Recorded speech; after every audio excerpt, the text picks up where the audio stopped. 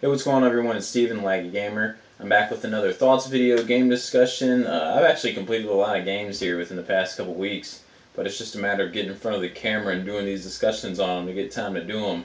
So this one's going to be kind of a quickie one, and I'm just going to give you my quick thoughts on the indie game, or I don't really consider it an indie game now because it's so popular, but called Bastion.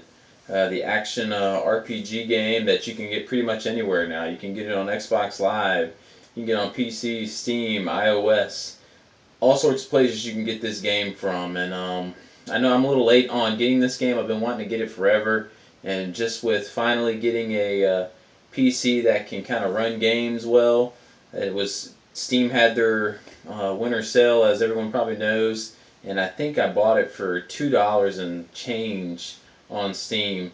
And it said, you know what? As much as an achievement guy I am on this 360 here, I figured I'd go ahead and get it on the PC since it was so cheap. It's really hard to pass up a game when it's that cheap of a price and just digitally download it because it's going to be digital anyway, so why not? And anyways, I just figured I'd share my thoughts on this wonderful, beautiful looking game that I beat about a week and a half, 2 weeks ago. And I pretty much knocked it out in just 2, 3 straight days worth of playing. It's not a long game, but within the 2 or 3 days, I just kind of put in big chunks of game time into it and beat it. So I'll just really quick get into it. It's like I said, it's an action RPG that you just pretty much go around this world. That it's once again the story with these things. It's so tough to do a story and discussion because you don't want to give a lot of it away or anything.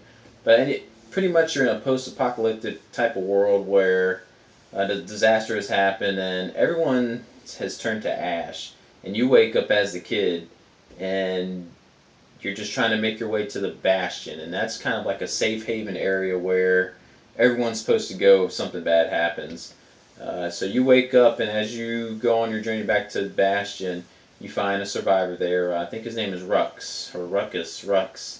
This old man who is the narrator of the game, which is, man, this narrator, this voice, that's really what sets the tone for the whole game because that's pretty much the only voice you're hearing other than the music. That's all you're hearing to describe the game for you. So, and it's just awesome. The narration in this game, I know you've heard, amazing, amazing narration. I'd put it with Thomas Was Alone and Bastion are they're kind of like neck and neck there for me of which one had the best narration. So it was really really cool. Just I like that kind of story how they present it, where you don't really know a name for this kid and everything.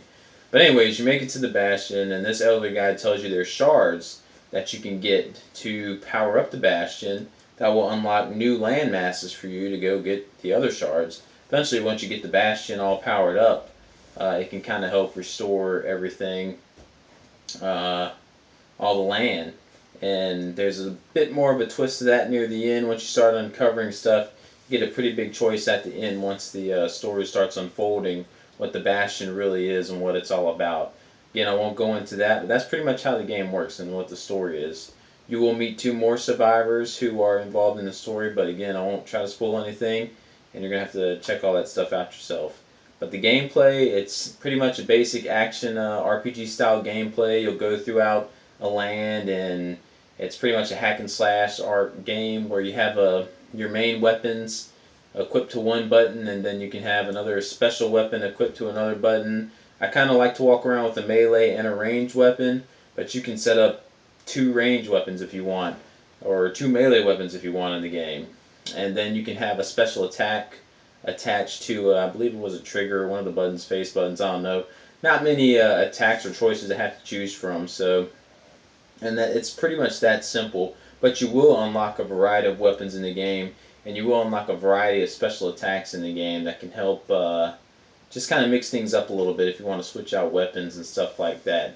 Certain weapons are better for certain boards, and you have the ability to gather materials to level up these weapons and stuff like that. So as far as the RPG elements, they're there. Nothing real heavy, but just enough to kind of keep you switching things up once in a while. I found myself kind of just sticking with a few basic things. I just stuck with the hammer that you get right from the very beginning, and a set of long-range weapons always worked fine for me. But that's pretty much how the gameplay goes. You'll just travel these unfolding land masses. I'll get in that with the graphics and stuff, but just travel through these separate little areas, kind of like dungeon areas. Kind of felt like a dungeon crawler, kind of. And just hack and slash away till you get to the end, get the shard, and go back to the Bastion, unlock a new area, rinse and repeat. And that kind of leads with, like I was saying, with the graphics.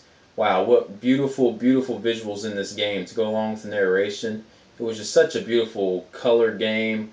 Just the way the environments unfolded themselves, it was like a story unfolding as you're reading through a book. Because none of the land is there when you get there.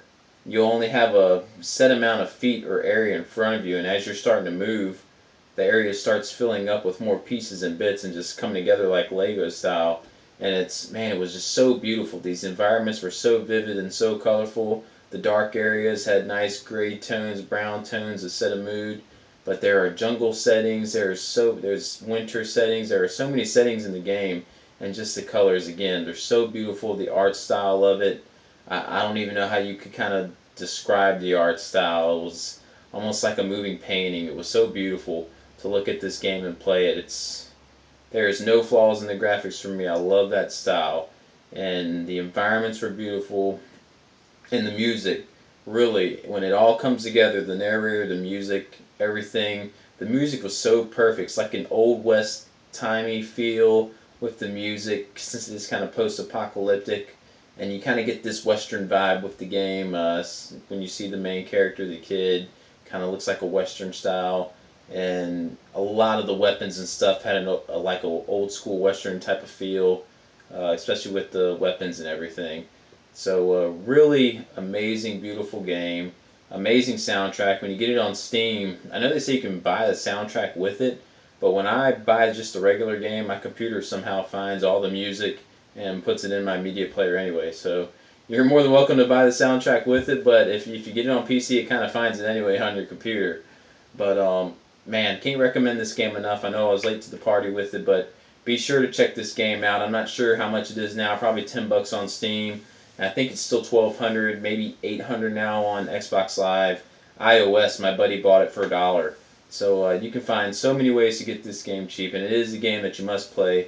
I know, I think it won lots of awards the first year it came out, so it was really rave reviews of it. So be sure to check out Bastion. And yeah, that's my quick thoughts on the game. And I guess that's about it. All right, everyone, signing out.